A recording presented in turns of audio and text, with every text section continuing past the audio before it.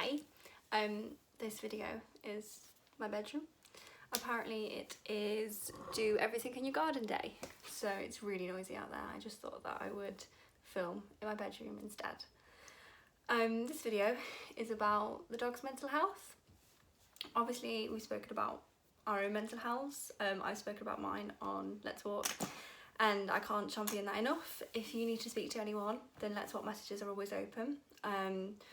But something to consider is the dog's mental health and how they're handling this whole thing as well. It's strange, there's many other words to call it, but it's strange. It has disrupted their routine, it's disrupted our routine, and something we need to consider is now and when normality comes back, how are we going to get to that point? How are we going to make sure they're comfortable being back on their own in wherever, outdoors, indoors, their room, any of those things, for as long as they were before. So I know that Lupin has been a bit not well behaved and I know that Annie has been struggling with her owners being home. Finn was a bit funny over the bank holiday weekend because we were all home, and it's just difficult for them. We've just ruined their whole day, really. I'm sure they do nothing or, you know, sniff around and play, and us being home is confusing. So their mood might have changed, their behaviour might have changed, and we really need to look at putting things into place now that will help us and them for however long this lockdown's going to go on. And when we come out of the lockdown, that's something I'm really like to focus on as well, just because it's going to be difficult for us all. I can't wait to get back to work, but I'm sure that first day I'm going to be knackered from all of the walks. But alternatively, people that work in an office and are working from home now, that's going to be weird. It's going to take a while to get back into these routines, and I sort of hope that we don't just fall back straight into life. It gets built up again. That would be really handy for ourselves and the dogs, but there are definitely things that we could do now to build that up already, so it's easier in the long run for us. One thing I will say is make the most of their walks. Obviously the Let's Walk dogs are missing me, my walk that I give them in the day, and that is a whole hour, half an hour of exercise that they're missing out on. So if there's more than one person in the house, do more than one walk. I'm sure many of you are doing this anyway, but do more than one walk. Make the most of that walk whilst you're out. If they like to chase a ball, if they like to run up and down hills or any of those things, let them do it. Let them have that great hour being outside with you, so that when they're back inside, they can be wherever they usually are and they can sleep, and it's not too much of a disturbed routine, you know, so that they're in their room and you're in your office. And things can be a bit more normal. Maybe even change the timings of your walks. So in the morning you could do breakfast enrichment instead. I have been posting videos of enrichment ideas, so go back, have a look what you can do, easy ones. Do that for their breakfast, it will still tire them out, and then for your lunch break, take them for a walk. It's good for you, it's good for them, and it breaks the day up a bit. So then their afternoon, they can have their time and decompress, and you can carry on with your work, until the evening when they have their normal walk.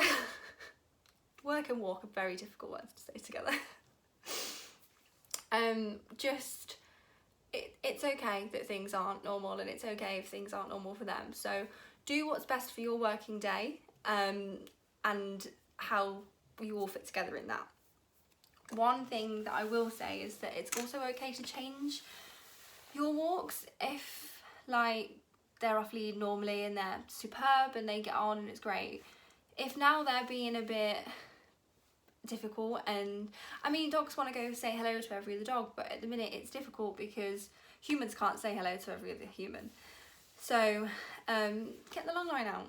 We've been doing it with Finn at the minute.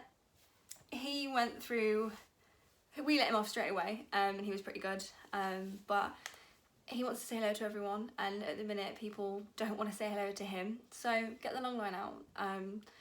practice basic training again. It might have slipped through the net, that's fine. So think about those things, adjust your walks where necessary. And the main thing is try and leave them alone when you can.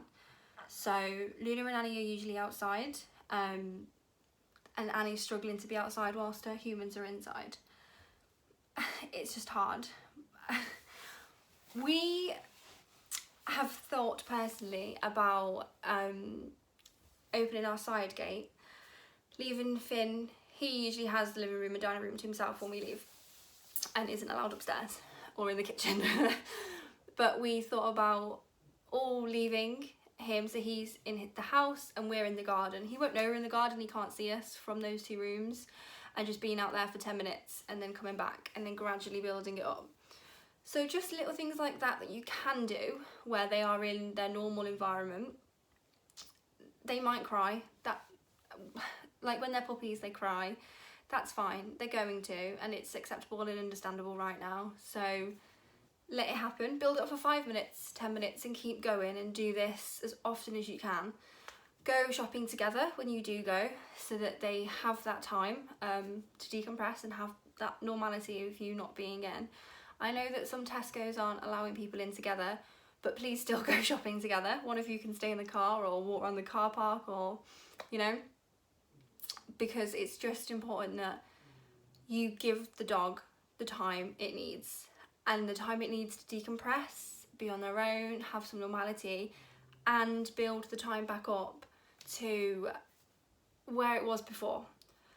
It is just really difficult, and I get that, but we need to put in to play actions now that will help. I mean, no one wants their dog to be upset. We don't want Finn to be when this whole thing is over.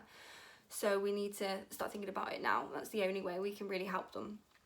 So just go shopping together, modify your walks. It's completely okay to do so right now.